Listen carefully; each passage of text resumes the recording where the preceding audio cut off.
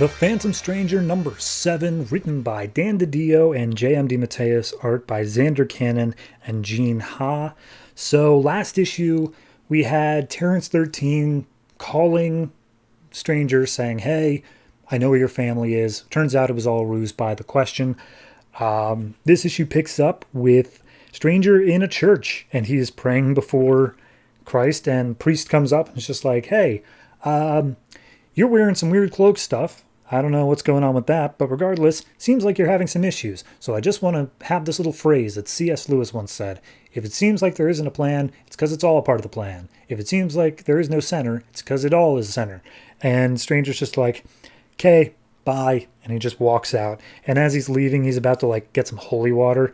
And he looks up at a painting of Christ being betrayed. And he's like, of course. Yeah, thanks for that.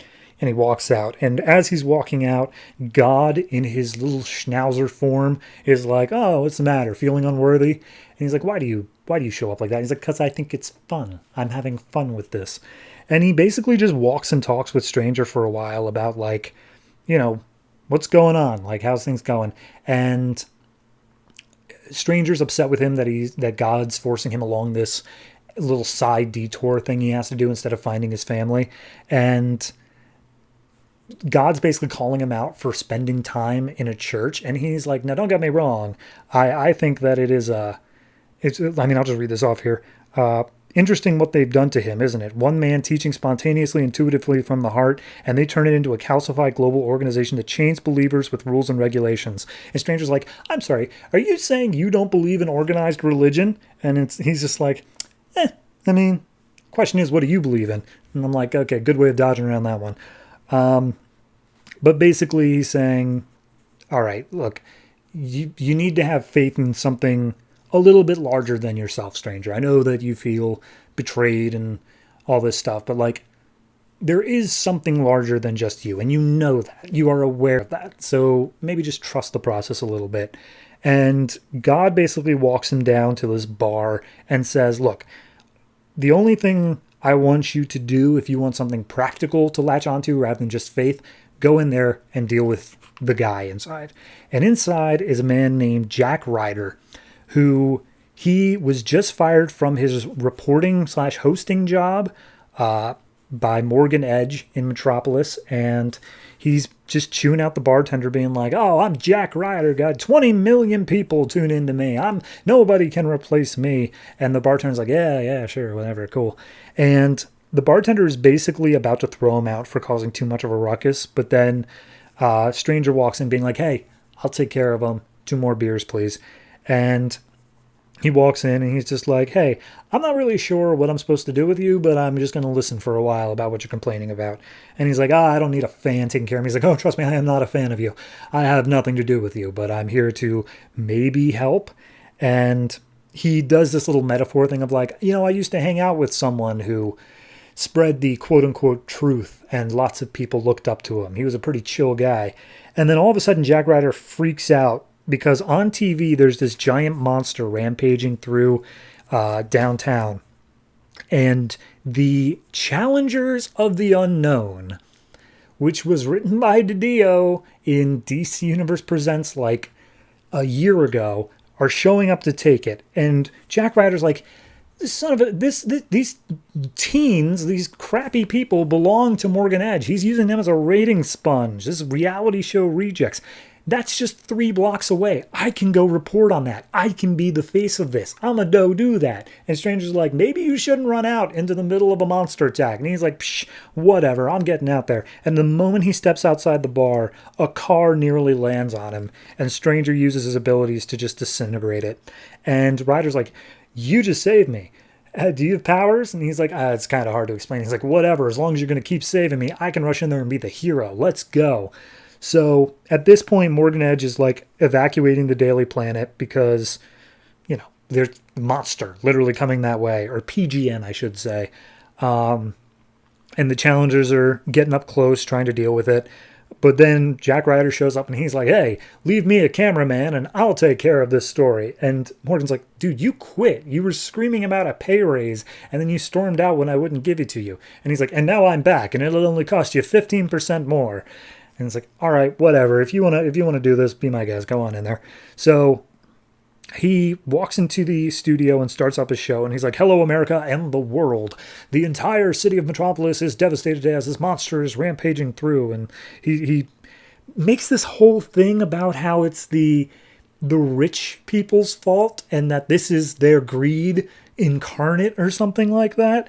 And either way, the monster literally bursts into the studio that he's reporting in, and he's like, okay, now Stranger, I need you to protect me while I act as the hero here. And Stranger just stands there like, okay. And so Ryder does this whole thing, and he's like, now I'll stand up to the beast and blow it to pieces. This is for you, Metropolis. And then Stranger doesn't save him. And he's like, oh, Stranger, what's happening? And he just stands there, and one of the coins around his neck, the silver pieces, falls off and disintegrates, showing that this was God's will to have Jack Ryder literally explode along with this monster. And Morgan Edge is looking up, and he's like, oh my God, Jack Ryder just died. You bastards. And he does this whole monologue of like, that man just died a hero, reporting the news. We're going to monetize the crap out of his death. And so God shows up next to Stranger, who's still in the studio, and he's like, good job, Stranger. Congratulations, you did it. And he's like, what do you mean I did? I didn't do anything.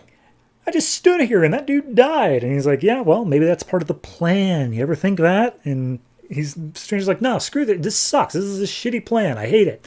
And he's like, well, I could always put that coin back around your neck if that's what you want. And he's like, can I just please go find my family? Can I just stop this stupid little side quest? And he's like, yeah, sure, go on. If that's what you want, go for it. So he goes off to Terrence 13. And he's like, Terrence, thank you for calling about my family. Sorry I'm late. I had a dog problem. Look, I know I'm not the easiest guy to deal with, but thank you for being on my side. I do feel like I can call you somewhat of a friend. And at that point, question pops up, and he's like, oh, well, here's a good question for you. Why should he think you're a friend? You're a betrayer or whatnot. And Stranger sees question and just freaks out. He's like, oh, you again, you son of a bitch.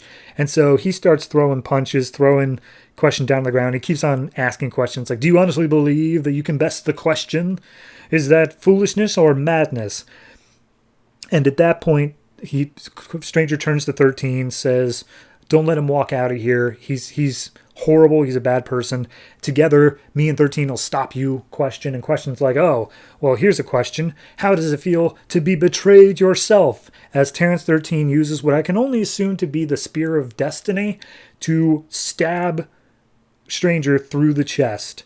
And yeah, the question's just standing over him, just be like, now why don't you just shut up and die?